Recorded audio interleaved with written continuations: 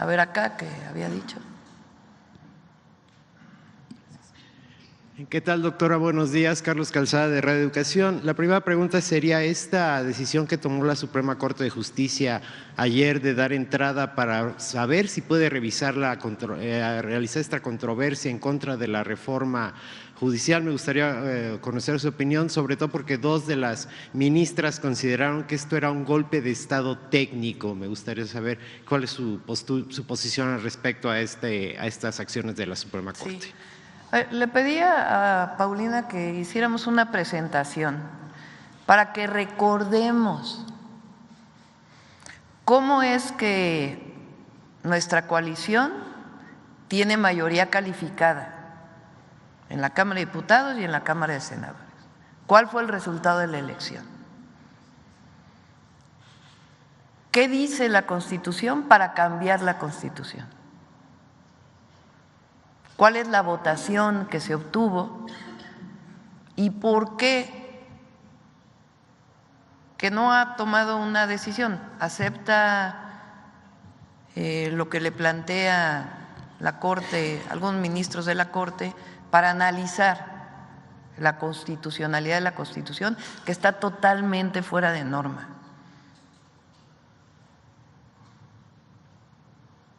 Entonces vamos a ver.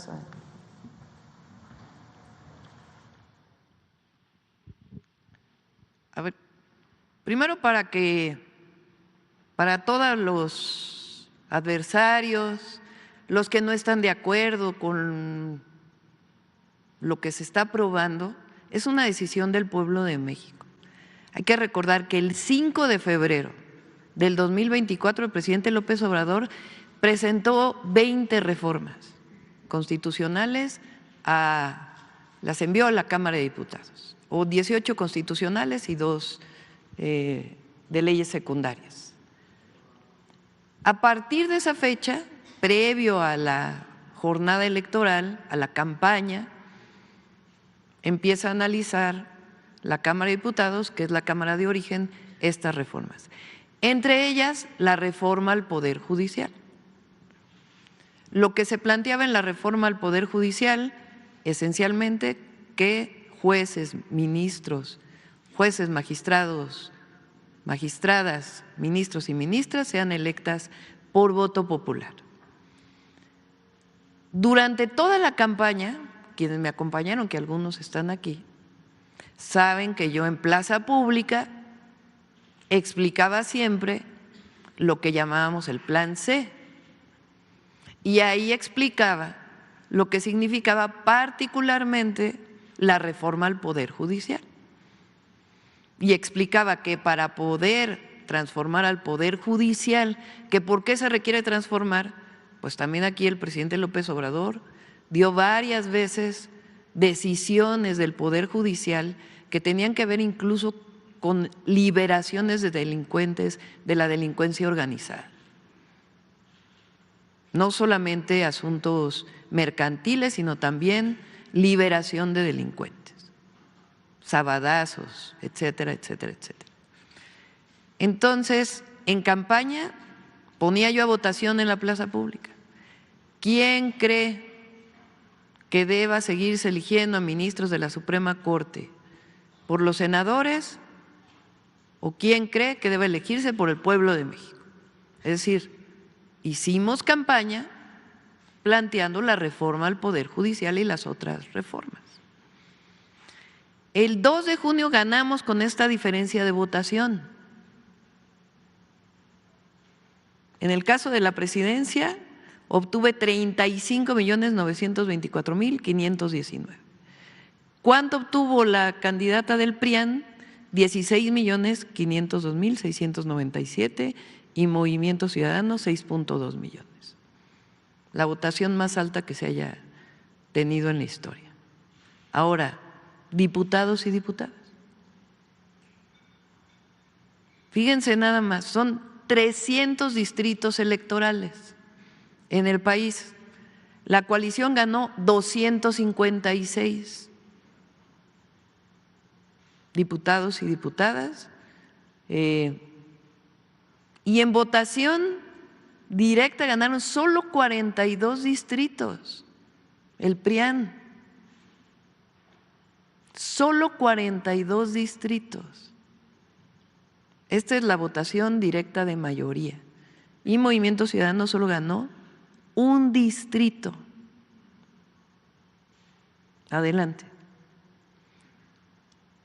Primero, si me ponen la redacción de la ley electoral. La redacción.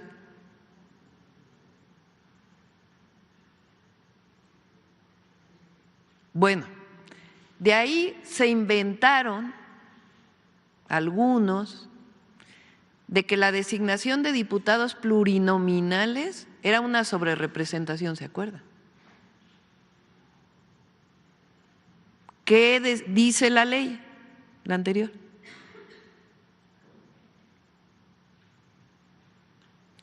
Entonces, la Ley General de Instituciones y Procedimientos Electorales, en el artículo 16, numeral 1, dice: la votación nacional emitida para diputados plurinominales se divide entre el total de diputaciones plurinominales, o sea, 200, para obtener el cociente natural. Así lo dice tal cual. O sea, la ley dice la fórmula para obtener el número de diputados y diputadas plurinominales.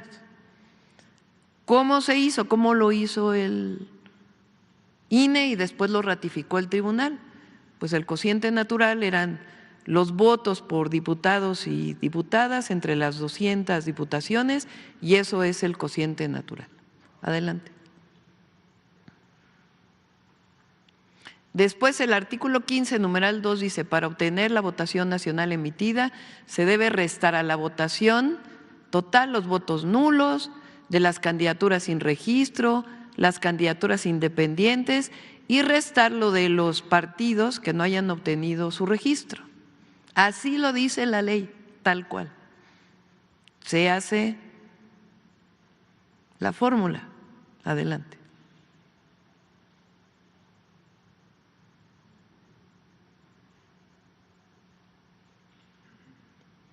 Artículo 17. Cuando sobren diputaciones para repartir tras aplicar el cociente natural, estas se reparten entre los partidos que tengan el resto mayor de sus votos.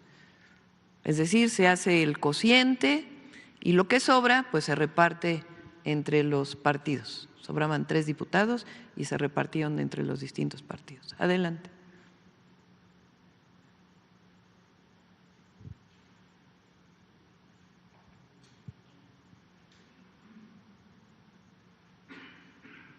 Bueno, así tal cual se hicieron las ecuaciones, las fórmulas matemáticas que dice tal cual la ley.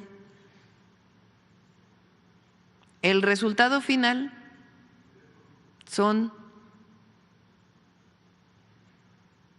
el resultado final del número de diputados y senadores, el total de tenemos, ¿cuántos son, Mario? ¿Cuántos, te acuerdas? ¿Cuántos diputados en total son de la coalición? 373. ¿Cuál es la mayoría calificada? 344.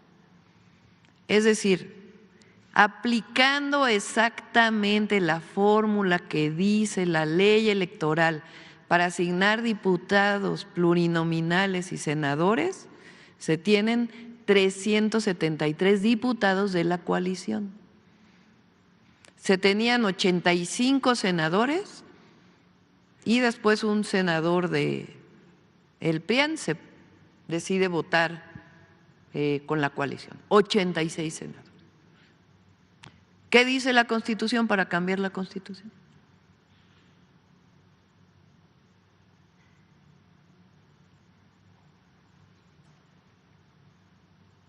A ver si me ponen los artículos de la Constitución. El 39 constitucional.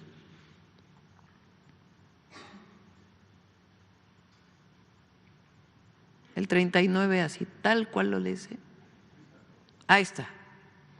Artículo 39 de la Constitución Política de los Estados Unidos Mexicanos. Hay países que para cambiar la Constitución tienen que nombrar un nuevo constituyente. En el caso de México, el constituyente está establecido por la propia Constitución, en 2 artículos particularmente, el 39 y el 135. El 39 viene desde los sentimientos de la nación de Morelos y dice: la soberanía nacional reside esencial y originariamente en el pueblo. Todo poder público dimana del pueblo y se instituye para beneficio de éste. El pueblo tiene en todo tiempo el inalienable derecho de alterar o modificar la forma de su gobierno. ¿Qué dice el 135?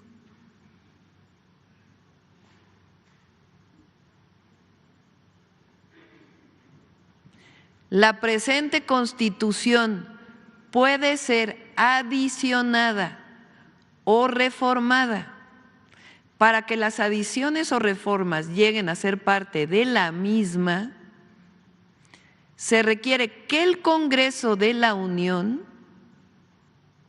por el voto de las 2/3 partes de los individuos presentes, este es un artículo de la Constitución, acuerden las reformas o adiciones y que éstas sean aprobadas por la mayoría de las legislaturas de los estados y de la Ciudad de México.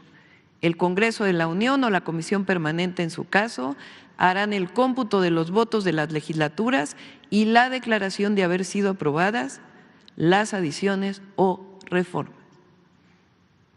En ningún lugar de la Constitución Política de los Estados Unidos mexicanos dice que la Corte puede cambiar la Constitución o puede declarar inconstitucional lo que ya fue declarado constitucional. ¿Cómo es declarado constitucional?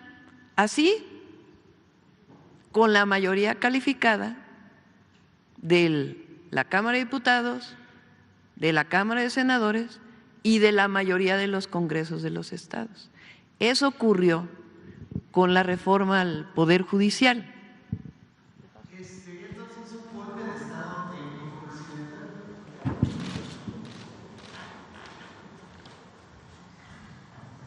¿Qué pienso yo que pretenden con esto? Primero, que nosotros digamos juicio político, traición a la patria. No lo vamos a hacer, es mi opinión. Porque ¿qué quieren? Demostrar que somos un gobierno autoritario. No lo somos.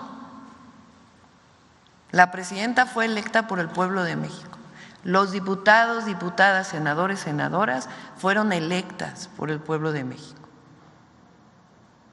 Somos un gobierno democrático y somos demócratas. Tan somos demócratas que hicimos una propuesta que fue avalada por el pueblo de México y ya publicada en el Diario Oficial de la Federación. La democracia en el Poder Judicial también. Entonces, primero, no vamos a caer en ninguna provocación. Segundo, va a haber elección de jueces, de magistrados, magistradas, ministros y ministras de la Suprema Corte, porque eso es lo que dice el 39 constitucional, es la decisión del pueblo de México.